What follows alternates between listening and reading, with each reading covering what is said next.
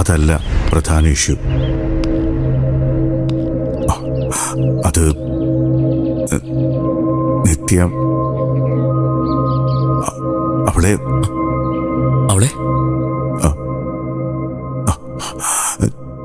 she was brutally raped.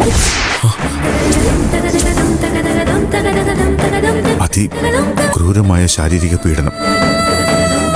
അതാ മരണത്തിലേക്ക് നയിച്ചത്. ഉപദ്രവിച്ചപ്പോ ചെറുത്ത് നിന്നിട്ടുണ്ടാവണം. മനുഷ്യനല്ലല്ലോ, മൃഗമല്ലേ ആക്രമിക്കുന്നത്. നിത്യ ചെറുത്ത് നിന്നപ്പോ അക്രമിയുടെ വീര്യം കൂടി, വന്യത കൂടി. മരണം സംഭവിച്ചത് അങ്ങനെയായിരിക്കാം. സത്യമാണ് ഈ പറയുന്നത്? ആ, അതെ. റിപ്പോർട്ടിന്റെ കോപ്പി എന്റെ കയ്യിലുണ്ട്. സിദ്ധു വായിച്ചു നോക്ക്.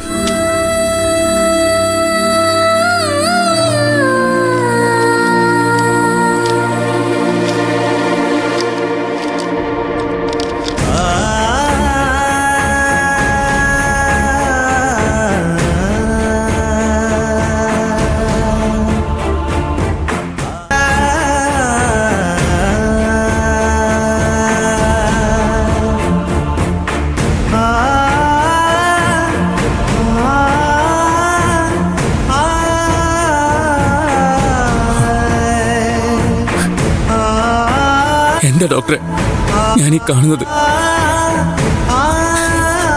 ആരാ അവളുടെ ക്രൂരത ചെയ്തത്? എന്തിനാ ചെയ്തേ? അറിയില്ല സിദ്ധു.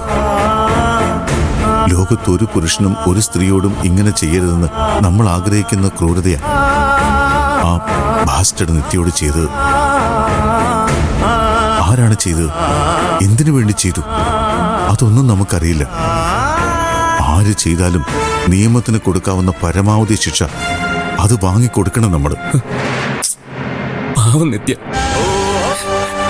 അവൾ എങ്ങനെ ഈ കിടയിച്ചെന്ന് വീണത്? ഞാൻ എങ്ങനെ സഹിക്കൂ ഇത്? ഡോക്ടറെ, സുധിയേട്ടന്റെ സ്ഥാനമല്ലേ എനിക്ക്? എന്റെ പൊന്നു പെങ്ങളല്ലേ നിത്യ? അവൾക്ക് ഇങ്ങനൊരു ഗതികേട് വന്നത് അതെങ്ങനെ എനിക്ക് സഹിച്ചേ പറ്റൂ. അതല്ലാതെ വേറെന്ത് വഴിയാ ഇപ്പൊ നമ്മുടെ മുന്നിലുള്ളത്? പാവം നിത്യമോള്, എന്തൊക്കെ സ്വപ്നങ്ങളായിരുന്നു അവൾക്ക്. അതാണല്ലോ ആ ചെയ്തവൻ ഇല്ലാതാക്കിയത്.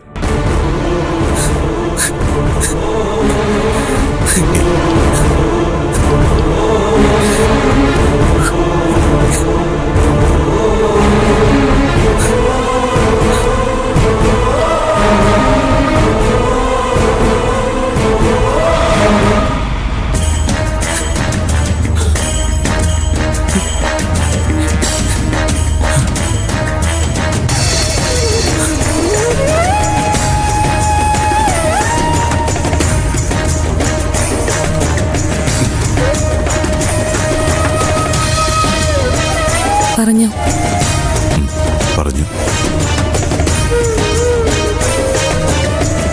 കൂടുതലൊന്നും ആലോചിക്കാനില്ല സിദ്ധു.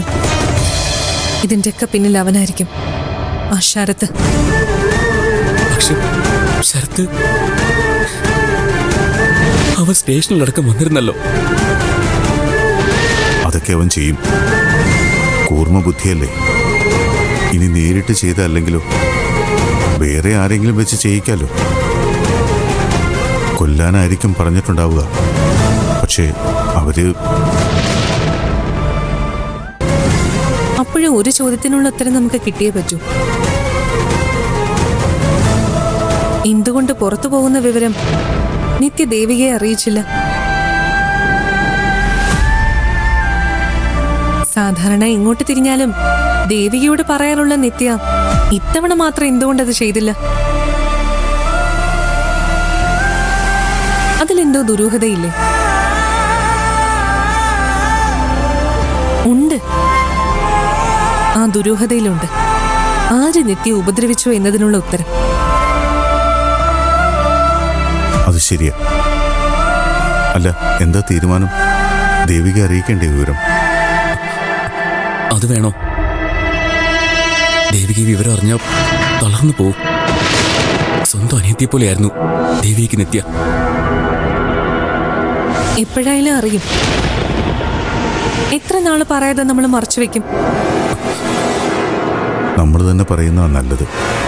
അതാ എൻ്റെ അഭിപ്രായം. പറഞ്ഞ വേണ്ട ഡോക്ടറെ, ദേവിക്ക് ഇത് താങ്ങാൻ പറ്റില്ല. നമ്മൾ പറഞ്ഞില്ലെങ്കിൽ പോലീസ് പറയും, അല്ലെങ്കിൽ ശരത്ത് പറയും. അതിനേക്കാൾ നല്ലത് നമ്മൾ തന്നെ അറിയിക്കുന്നതല്ലേ? അതാണ് സിദ്ധു നല്ലത്.